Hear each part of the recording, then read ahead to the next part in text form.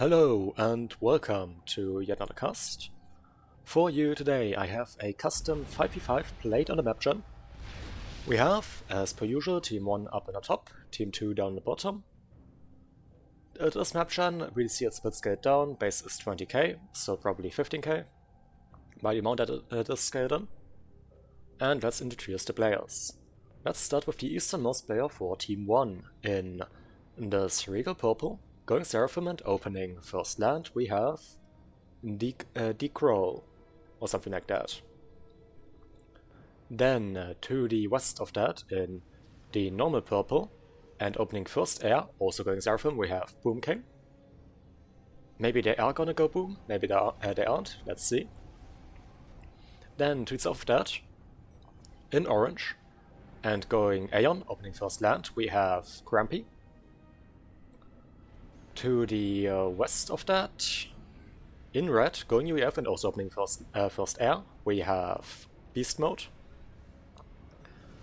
And to the south of that, in yellow, going Aeon and opening first land, we have Maximus. Or Maximus XXX. I'm just gonna refer to them as Maximus. Now, for the southern team, for Team 2, starting on their westernmost position, in pink, going Seraphim and opening first land, we have Wackerfell. Then, to the east of that, in blue, opening first land, going Cybran, we have Diatonic Scale. To the north of that, in the cyan, we have Dusky 805, I'm just going to refer to them as Dusky, going UEF and opening first land. To the east of that, in the darker green, we have Hyper, going Cybran and opening first land as well. And last but not least, to the north of that, also going Cybran and also opening first land, in white, we have Saneman. Alright, that's the introductions out of the way, let's take a short look at reclaim amounts on the map. Currently still around 15k reclaim left on the map, and I expect, players haven't reclaimed too much, so somewhere 15 to 16k reclaim on this map in total. So, decent amount. Other than that, few maxes spotted around, as it is quite usual for the Mapgen. Some plateaus that need to be dropped, reclaim generally focused around the plateaus. Or these cliff edges. And yeah, also quite a few trees. Always nice for the players to get the trees because it's a real pain to get your power up without any tree reclaim. There are builds for that, of course, but I know I struggle with them, I expect a lot of players struggle with them, so it's always nice to have the trees. Teams coordinating. For example, Boom King asking if they should go for T3 air immediately. And that is honestly a fair call. Because, yeah, T3 air rush generally powerful if you manage to pull it off successfully. Already, first upgrade coming out for Grumpy. It is a T2 upgrade. And the ACU for Dusky pushing out quite aggressively to get these two juicy rocks. And collecting those 226 reclaim. That will definitely help along quite a bit on a T2 max. Maybe? Yeah, there is one started right here. And let's see, there is a Inti currently scouting for Beast Mode, and a Bomber out. Transport out for Saneman, dropping this side island.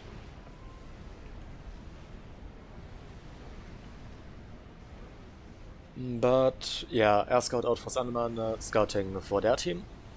In general, bit of advice. The scouts, even though they can't be used for air superiority like Intis, are still better for, well, scouting, and due to them being dirt cheap, it's generally worth still going for them instead of the proper Intis or later game ASF. Because I'm pretty sure they have a much higher vision radius, and they also get radar, which is pretty amazing if you do scouting. And they might also be a bit faster, though not too sure on that right now. But Shoulder Throne going out for Beast Mode. Maximus just being on that side as well. Those two ACUs being a bit of, probably gonna be a bit of the nuisance in the for development of the game, since there's currently 2 ACUs against 1 ACU for Wackathor, though the ACU for Diatonic Scale is moving up to support. Gun going up out of Wackathor on that note. So they do intend to use that commander quite aggressively. And already pointing out that something is lost.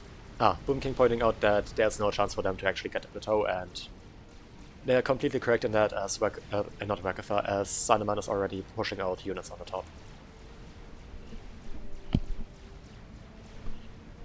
Preventing any kind of drop. So we can expect a slight eco advantage for Sanaman against their opponent, the Crow. The E-Crow, maybe. Not too sure.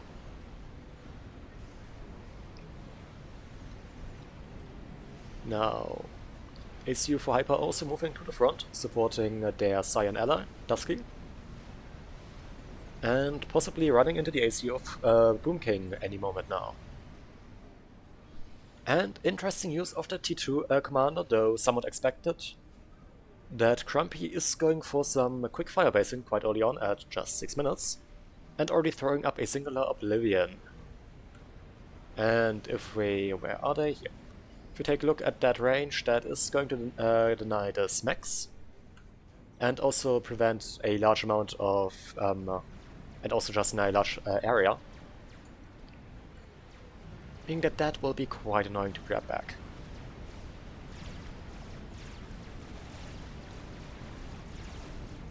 Now, any other big important developments? Well, Boom King currently just fighting a small group of units from Sanaman. A small spam group. Nothing too impressive, and that ACU will probably get that done, or just annihilate without taking too much damage. Well, the units retreat, so ACU isn't getting anything done with that.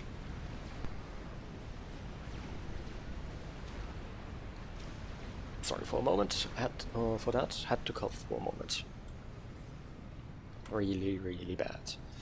Anyway, more Oblivions going up for Crumpy, and even some TMD now. Though it is Aeon TMD, meaning that the range on that won't be too impressive, yep. Both Oblivions technically outside of that TMD range, meaning that it can be that those can technically still be killed by MMLs. Now T1 bombers up here being utilized by Wackathor to be a nuisance. Maximus with 1 gun upgrade, currently getting the 2nd.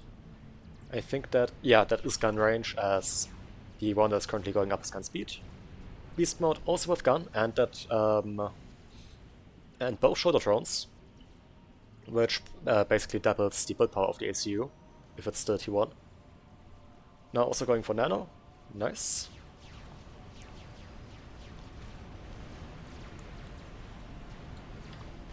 But yeah, this area basically currently... spam-wise, I'd say that Maximus is probably ahead a bit, but Wackathor does have Regen Aura looking at that ACU. That is quite powerful, as that is a big buff to the units. Both to their HP and their regen. And that does generally allow those to be more effective, as they will live longer. Unsurprising that Regen Aura does improve the survivability of your units, I know. Big surprise there. We do actually have T2 land out for Wackathor, who is now tangling with the army of Maximus, and due to them having the ACU in there and Maximus not, they are apparently winning this engagement, and also just, once again, those units being a lot more tanky and also being able to regenerate quite a bit, just due to being in range of that Regen Aura from the ACU. Maximus is now pulling into range, but that ACU is isolated, meaning that it should definitely not take this engagement against one ACU and an entire supporting army. that does not go well in most cases. And they are taking quite a bit of artifire. But they do manage to get out of there and survive. Also taking out what I think might have been a frontline raider. However, there is another one right here at the back that will still cover the, most of the important areas, so not too important right there. Too much going on there. Let's take a look at the north. The Sandman currently tangling with the Egro. It's probably how you are supposed to say that. Not too sure still though. Both ACUs do have gun upgrades. And map control wise, it seems to be looking like the Egro has the upper hand at the moment. Denying these maxes right here for Sandman, which are grabbed on the other side. And also getting the maxes that are in the middle area. So yeah, I guess that does balance out Sandman having that plateau.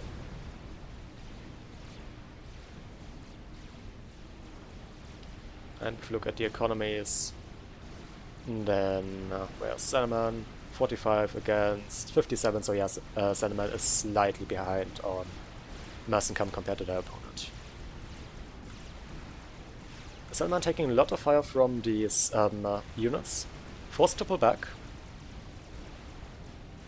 Already down into the yellow that Seraphim ACU is a lot more healthy.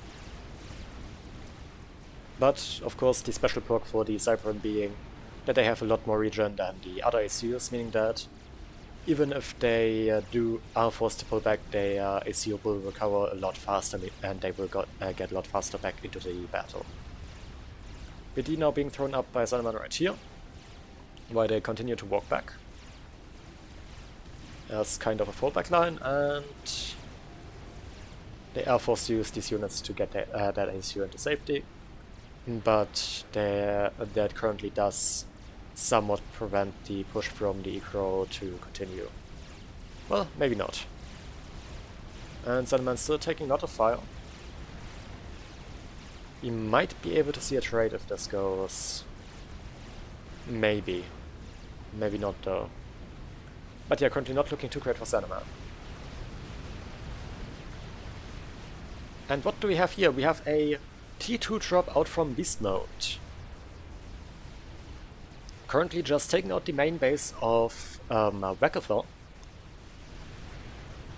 Taking out the build power and taking out maxes now by the looks of it, as well as the factories. That's gotta be really, really fucking painful.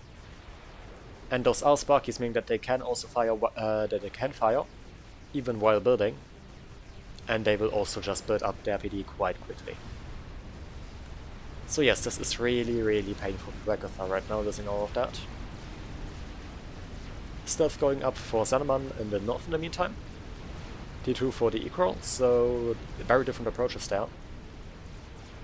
Not too surprising to be honest, since Cypern can't go for both gun and T2, as they are both on the same slot.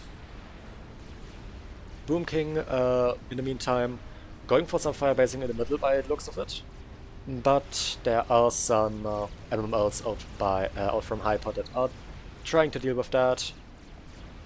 The Boom King is just moving that ACU into range of those, or moving that ACU into those to take them out. Meaning that those MMLs won't do too much damage there. And also more Team D being built up though. Team D not too effective against Cypern due to the splitting nature of the missiles. Still finishes for Sandman. Egro still going for that T2. And yeah, I guess it's just additional HP pool for Sandman that's currently that important. Currently just keeping them alive. Oof, that looks really painful. Wackathon did also lose that T2 HQ when we look back at the southern side. However, there are at least some T2 NGs still alive that can be used to rebuild. But losing that gotta be really, really painful. They are definitely not in a good position right now. Let's see how air's looking. Currently 5% T3 air for Hyper. T3 air finished for for diatonic scale, but currently without T3 power, and already going for ASF. I'd say that that is very questionable, as you definitely do need that power for the ASF, that T3 power. Another bigger battle going on up in the north with Hyper, not with Hyper, with Sandman right now. And we do see some Ishvas out for the Ekrol. So they have successfully made the jump to T2. Something that Sandman does not seem to have done in a proper scale right now. Going directly for the T3 upgrade instead. And that is very understandable, as Cyberm T3 is very, very powerful. While the T2 is only, well, it is okay. It's not horrible, but there's definitely better T2. Ishvas now also being dropped onto the plateau, killing off the stuff up there and thus allowing that to be secured. And what I actually want to look at is T3 Air for the northern team. Boom King is at T3 Air. T3 Air currently 65% done for Beast Mode. How is it looking for Hyper now? 85, so all in all, the southern team is slightly ahead when it comes to that. But there definitely needs to be some T3 power out for diatonic scale, as they won't be able to sustain that HQ otherwise. I suspect they are pretty heavily powered. No, they aren't. Well, never mind then. I suspect they are probably just taking power overflow right now.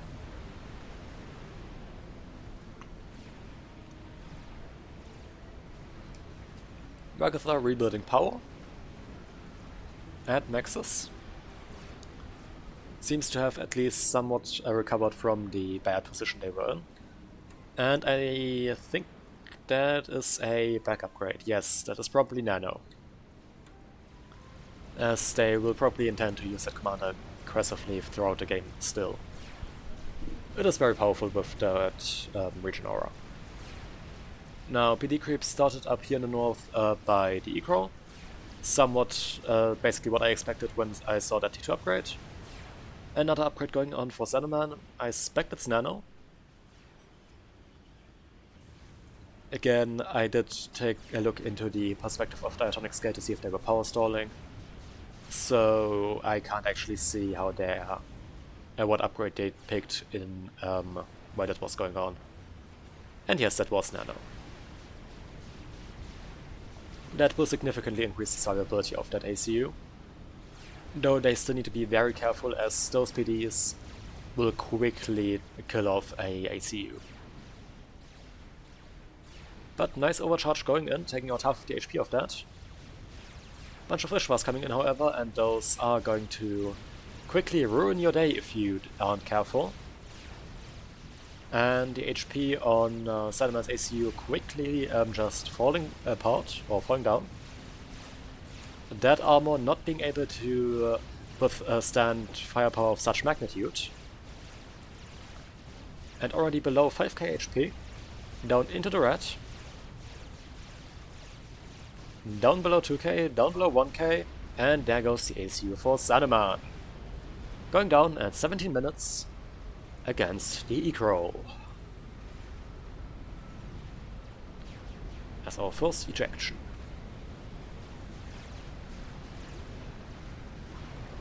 Now, diatonic scale is going for T2 on that ACU, not too sure what the intention of that is.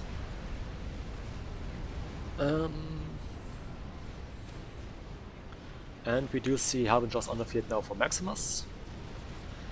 We are at 18 minutes. It is not too surprising to see T3 on the land, or T3 on the field. It is what you would somewhat expect. The base of Xenoman now being gifted over to Hyper to manage. And that T3 upgrade still going on. Now at 40%. And I think this is played on partial share, if I remember correctly from checking earlier. Meaning that those that any combat units that Xenoman did still have did die when all of their stuff got gifted over to Hyper. Or Wakfer first and then to Hyper, because when you share stuff after you die, or when full share stuff applies, it always goes to the highest rated player in the same team.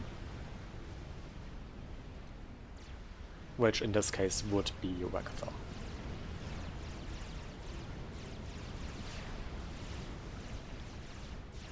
Now T3 HQ did finish and brick production has already been started.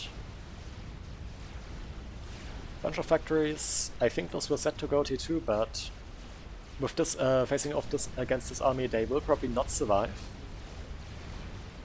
Strat out from diatonic scale to try and defend. Taking out some units. I suspect that would probably be a better use against the maxes of the northern team, as that can do quite a bit of damage, and that seems to be exactly what's going after now. Taking out one max, and I think that one was T2, looking at that mass cost, yes it was. ASF out for Beast Mode to try and counter that, as well as for Boom King. And it does get another drop off against another T2 max. But ASF are locked onto it, and there it goes, killing off 2 T2 maxes. It did get some value with that though. These factories also going T3, so we will see larger scale brick production, I suspect. And those will... well... and those will most likely just shred these Ishivas. At least as much as you can shred an Ishiva, because Ishivas are tanky and strong at 2.5k HP. But they will also be a quite nice counter against those Alphams that are now on the field for the Eco. Let's see, what else do we have going on around.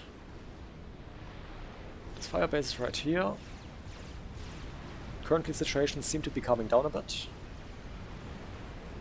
How's tech looking here? There is T3 land out for Dusky. And Wakatha is... am I blind? Yes I am. The HQ is up here, currently halfway down to T3. Meanwhile, we already saw the Harbingers being produced for Maximus earlier. I think those were the first T3 units I pointed out. T3 is still on the way for Grumpy. And we have currently, of course, T3 Air out for Beast Mode, but I mean, I did point that out earlier, so shouldn't be too surprised, and apparently Hyperbuild experimented that I did not even notice. And of course also T3 Air out for Boom King. Now, where's the experimental? Right here. It's the Monkey Lord. Not too surprising, it is the cheapest experimental in the game. Hyper now also going for a bit of Neagrat, trying to help out their ally in the air game, I suspect. And upgrading a bunch of mechs to T3, as you do. But I suspect that Monkey Lord is going to be a big issue for the northern team. Gun going out for Hyper. At this stage of the game, that is no longer a time where you would just move your AC up to the front. In most cases, so I do have my suspicion that this will go into tally. Also partially due to having casted this group of players, or at least part of this player group in the southern team, generally the FC players, quite a few times, and Hyper having a large tendency to go for tally snipes. So, just going off of the current state of the game and experience from casting Hyper multiple times, I'm expecting that to be a tally snipe. No, that still will take quite a bit of time because that AC is not supported, and also both laser and teleport take a lot of E. But the army with that Monkey Lord now slowly pushing up, with a few bricks, some MMLs, and those MMLs will slowly take out, or at least weaken PD before it can start to do anything. And I think we also have some mobile stealth fields in the area, meaning that those will be... that army will not have been spotted right from the get-go. Though there is most likely now the awareness that it does exist. Right here, here's the deceiver. Flag also goes down, and with that, no more defenses left.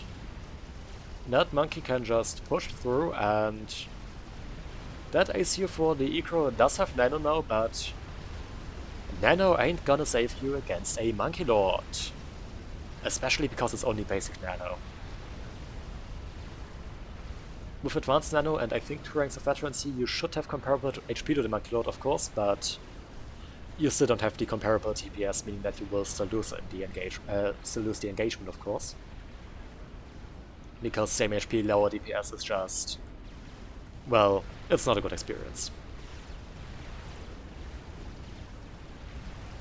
But Monkey Lord continuing to push in. With that army, T3 factory is going pop. Any moment now. Currently only due to the Sponsoon guns of that Monkey Lord. Those 2 little guns that you have at the front right here. I think those are plasma bolters. Somewhat high range, and generally the Bringers of Doom, a early messenger that tells you how fucked you are if you see those coming and don't have any proper counter. And Monkey Lord just shreds through that army. There is a transport in the area, and the Ecro is trying to get into that. Gets onto the transport, but transport does end up dying. I'm pretty sure there was some flag in there for Hyper, meaning that that is probably what killed the transport out, as it was already taking fire before that AC got in there. We do see a bunch of strats now trying to take out the Monkey Lord, which is now battered once at 13k HP, not 13k musket, not 13k HP. And now just a whole bunch of Wolfus firing onto that, trying to take it out. And most likely going to succeed in that. But at the same time, the Monkey Lord did end up getting a kill and basically won this won this entire flank. Meaning that from now on Hyper can just push right through here, at least if they have sufficient flag to cover their army from those Wolfus. Now, any others T4 under construction, and yes, Maximus is going for a GC currently. What's Swagathor looking? I think that is advanced regen aura now. That's 120 regen on those offense, so yeah, I'm pretty sure that it is advanced regen. Simple nano and just gun. So heavy support commander. And Strat Bomber flying overhead now, trying to take that. But that single nano should be able to should increase survivability against singular strats quite well. Now, any counter T4s currently underway for Wackathon? No. Any other T4s currently underway for the Southern team in general? No. Hyper currently 45% on the laser, so yes, that is most certainly a tally snipe coming in. The Wolfus that were used to take out the monkey now coming in full force, trying to raid the stuff of Wackathor, but we do have flag in the area, and that will, as you can see, just shred these gunships. Maximus finishes a experimental. I suspect that that is a GC. You can just zoom in on the minimap, and yes, that is a GC that has finished and that is moving down.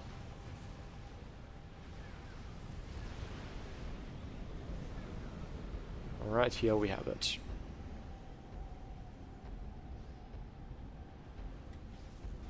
The mighty bipedal walker of the Aeon. Second one immediately started. Also GC now will start for Grumpy. And let's see, anything else? Anything else? Not that I can see it.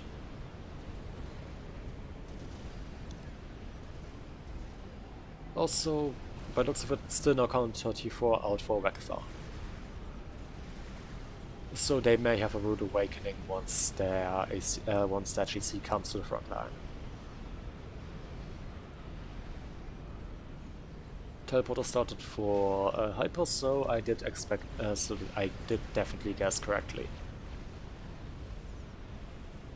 And very sad to see the lack of aggression on the northern flank right now. Though we do now also see a bunch of offense out for Boom King. Both Maximus and Boom King in this area, together without any tele defense, most importantly. And now that there is actual support on that ACU, that is flying up quickly, that upgrade. Bunch of E-storages mean that there is currently no E-stall, even with that massive draw from that upgrade and all of that build power. Because once again, tele is super expensive. If you just take a short look at the actual upgrade costs. Teleporter takes, I think that's 1.5 million. Let me just count the zeros, and yes, that is 1.5 million energy. That is a lot. GC makes it to the front line, scoops up the Othams and general units of Ragnar as it does. The big annoying part with the GC is that your army becomes a lot less effective when fighting against it, as a large number of units will just be sucked up by those tractor claws, being unable to do anything and just dying. Though they aren't as powerful as they were after a certain balance patch where they did actually get their functionality as we see it now, as after that was added originally, those insta-killed a unit upon picking it up instead of doing slow damage. But the GC locks onto the AC of Ragnar, and with that Ragnar does go down. Also taking out the entire army in the process. But I completely missed it. Maximus did go down to Hyper up here. That tally did go in. Did take out Maximus. It did also take out Boom King, who did indeed go boom. And Hyper now telling out. Most likely still gonna get the aggro as well. Maybe. Oh, it does switch players because, of course, the full share. But there goes the power and the HQ, and with that, most of the aggro is gone. Maximus being salty about dying to a tele-snipe, as players tend to be, and due to this being partial share, that is actually really good for the southern team. As with this, they no longer have to worry about the army from Maximus that was pushing in, since that did die, and did not get gifted over when Maximus died. Apparently, Ragnar and Maximus arguing which one was losing before Ragnar got that drop into their main base, and apparently that Ragnar almost killed Maximus. I guess I didn't pay enough attention to the southern flank, but I'd say it was pretty even up until that drop, and even then Ragnar held out very well. Of course, it does make sense that they weren't able to keep up with Maximus even after a drop due to the eco disadvantage from losing that main base. But even then they recovered quite well from that. Not well enough to get up a counter experimental, yes, but still I'd say it's even, and as the caster I have the authority to say that since I am looking from the point of a replay where I know everything.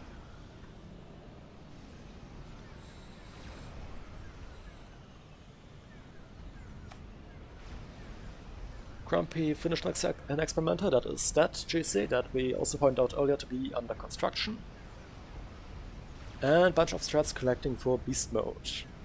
So I expect that we will be seeing a strat snipe very soon. Hyper with now 27k mass code. Nice. And interestingly, still no tele defense for beast mode. Something that you definitely want to do once you see your teammates die to a tele-snipe. Or, I mean, technically already if you suspect a player to go for a tele-snipe, and little bit of tidbit advice. If you ever are in a game with Hyper and they are going Cypron, expect a tele-snipe.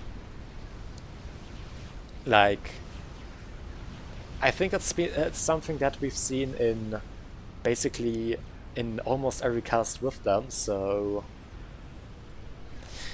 yeah, being prepared for that is definitely a good call. But at latest point when you should start building tele defense is when your teammates die to a tele snipe. Not going on for beast mode though. Now that GC is starting to push through with a bunch of Harpies and supporting army. There's a bunch of stuff now going up here. That Tonic scale does have a few Corsairs, though I don't expect those to be enough for proper snipe. And let's see. And we have a bunch of strats going in against the AC of Grumpy, and at the same time a another tele right next to Beast Mode. Strats go in and take out the AC of Grumpy, and there's the tele almost simultaneously taking out Beast Mode. There they go. And there's desync right at the end, but that's not important. The game did end. But with that we have a almost synchronous takedown of the last remaining players with a very well coordinated snipe. And the game is actually won by the Southern team. I think that might have been the most successful chain of tele snipes that we have cast on this channel done by Hyper. Well, no, I think that might have been the most effective chain of tele snipes cast on this channel. That's it. Just in general. Once again, if your opponent has already done one tele snipe, they will do another. Build tele defense. If it works once, then you can expect them to try again. But yeah, I hope you enjoyed this cast. This was streamed live on Twitch, link to that will be, as per always, in the description. Just like links to Fav and the swords, and the replay link, of course, as per always. Though, yeah, link to the Fav stuff is of course new. Other tidbit thing of information, this was should be going up on Monday, so you're probably aware that that means, or just pointing out, yeah, that does mean that we are going back to the normal schedule for this week at least. Gonna have to see how many replays I get for next week. Currently have one in the as a backlog, but we will see. But yeah, if you did enjoy it, leave a like. If you want to be notified when more casts like these do come out, then you can always subscribe. And till then, hope to see you again next time. And yeah, till then, bye.